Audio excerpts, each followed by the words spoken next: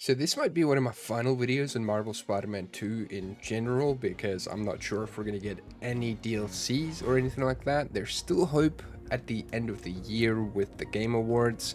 However, this isn't what we're going to be talking about in this video. What we're going to be talking about is this is what some of the things that should have been in Marvel Spider-Man 2 that really aren't still for whatever reason, whether it's due to delays from the hack or just some oversights or things like that. But as you can see, I've got Marvel Spider-Man Remastered here, and I've recorded this clip that I'm going to show you guys. And if you go over here to the characters, why do we not have character bios back in Marvel Spider-Man 2? Like, there's so many new characters that were added that would be really cool to have bios, like for Sandman and, Venom and all the symbiotes and things like that. Like, it would have been really cool. And of course, there's like Yuri as well with the new, persona as well. Like Harry as well. Like, it just boggles me, even Miles, right? Like Miles and his Spider-Man as well, like, would be really cool to be able to read up stuff, which is a hell of a surprise that we actually don't have that, because it's one of those things that you think would just be in the game as well. I mean, it's really cool. Like, look at this, you've got like aliases, like, look, for Rhino, you've got like Spidey calls him Santa Claus, occupation ex-mob enforcer, place of birth Russia. You've even got his height, which is 7'5", which is insane, and he's 41 years old, right? Like, just things like that that are really, really cool, right? Obviously, there's no aliases for, like, look, Mr. Mayor for, like, Osborn, right? Like, there's so many cool things, right? Aunt May's boss, Martin Lee, and then Aunt May is Aunt May, right? Like, it's just one of those things where it's a bit confusing, isn't it? And I just don't really understand. Look, the pale one, it's so funny, man, and I just don't really understand why. But there's even more other things as well that we really should have had in the game. But before that, here's a word from today's sponsor, FlexiSpot. This video is sponsored by my friends over at FlexiSpot, specifically their C7 Premium Ergonomic Office Chair. And check this out, as I'm recording this video, I'm actually sitting in the chair. I actually use it, and it's made an insane difference in my life. Genuinely, it really, really has. I've used many generic chairs in the past, and this one has been the best because it actually supports my back. And it doesn't hurt after like sitting in here like for 6 hours. It genuinely feels good to sit in this chair. It pretty much got rid of all my back pain. I can adjust the headrest, I can adjust the back support, you can adjust the height, the recline. It's got perfect back support. It genuinely does. It's made the biggest difference for when it comes to my office work and gaming. And if you're a gamer or you do a lot of office work, I'd highly suggest getting an actual chair that helps you back, and the FlexiSpot C7 does just that. Let me tell you about the chair though. The C7 series features patented adjustable lumbar support, precisely tailored to your spine's natural motion with synchronized adjustments in the backrest, seat, and the headrest.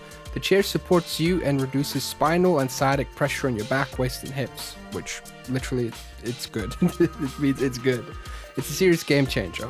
The lumbar support cushion detects subtle changes in your posture and automatically adjusts itself as you move around to ensure constant support. The adjustable 3D armrests are set further back on the chair, which provides greater freedom of movement for your knees and feet. You also get two options for chair colors, all black or black and gray, and both look great. I would highly suggest you get one of these chairs and take care of your back health. It's worth every cent. Actually, right now FlexiSpot is having a spring sale, which gets you up to 40% off, and you get free shipping Australia-wide. And make sure to use this code on screen to get yourself 10% off. Seriously, this is the time to get this. You also get 30-day free returns and exchanges as well. So if you don't like your purchase, you can always return it. But trust me, you're really gonna like this chair. So thank you FlexiSpot for sponsoring this video. So I'm wondering, with this next thing, I don't know why this wasn't added at all. Now, this is from Marvel's Guardians of the Galaxy. It's an extremely underrated game that I highly suggest you play. It is so fun, right? Like, it's so fun. It's such a love letter to just the Guardians in general, and an extremely underrated game. But that aside, if you look over here, this is like one of the outfits, doesn't matter. This is Space Lord, so it's like my original Star Lord suit. I based it on some of the old comic books I loved, but the rest of the Ravagers made fun of me for looking too fancy. I admit I went a little heavier on the hero side and less on the pirate side, but I did carry a sword for a while, mostly because it looked cool. And then you can see here, first appeared in Marvel Preview number 4, 1975. Writer Steve Englehart, artist Steve Gann, Bob McLeod, black and white, cover artist Gray Morrow, and then editor Jerry Conway. Why don't we have something like this for Donny Cats, Ryan Stegman, and Ron Lim? I think it's one of those moral things, right? Like, I know people go argue, well, you know, the Venom wings and stuff, and, you know, Anti-Venom and all those designs, they belong to Marvel, not those three and things like that.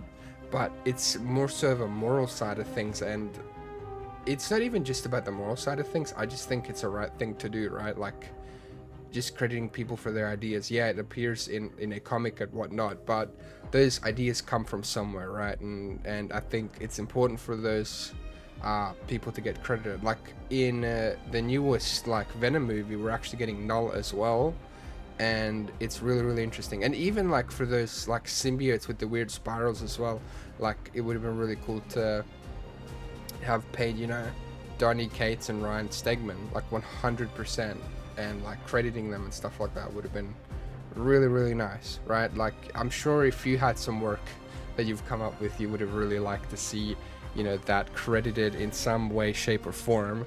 So I just don't understand why that wasn't really the case. Now, as you know, one of the other things that, you know, are to do with Marvel Spider-Man 2 that I really like to see, and I've mentioned this before, is the ability to have a sort of either training mode or like infinite waves mode, where you just have infinite enemies rushing at you and you just kind of go for a high score in terms of just taking all the enemies down, right? Like, I know we have hunter blinds and bases and things like that, but I'm talking about just pure, like, just having a sort of room or like a area of the map or something like that where you're able to have that type of fun, right? I think that would be really, really fun, because the combat in this game is incredible. Takedowns are fun, and you know, when you go symbiote surge mode, you absolutely decimate enemies. And obviously it's also really fun as Miles as well, because he's got so many like you know, bioelectricity powers and really cool takedowns that you can do, that I think it would just shine a lot more if you were able to have something like that. Now obviously that would require like a major update, right? Most of the stuff that I brought up would have been more of like a minimal type of thing, I guess, like, you know, credits and things like that. But it would be really, really cool in general to have a mode like this, like, you know, just fighting prisoners or symbiotes, or, you know, those cultists, the flame cult and things like that. Like, there's just so many things that you could just fight. It could be random, you could choose the waves, right? Like, it just makes sense to me, at least like in my brain. It just makes sense that that would end up being a thing in the game. But there's also quite a few different things that people probably want to see as well.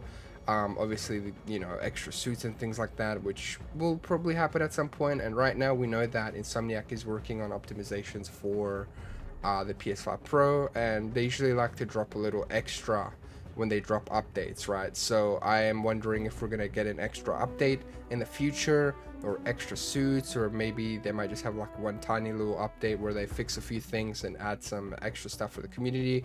And Insomniac's really good with that, and you gotta remember they were hacked as well, and they're dealing with a lot of stuff as well, like in that regard. But you know, it is what it is. If you're new to the channel, make sure to drop a like and subscribe. I really appreciate all of you for the support. I'll probably be doing more Marvel Spider-Man 2 stuff in the future. I'm just not sure what exactly. And yeah, have an absolutely wonderful day. Take care of yourselves. Peace.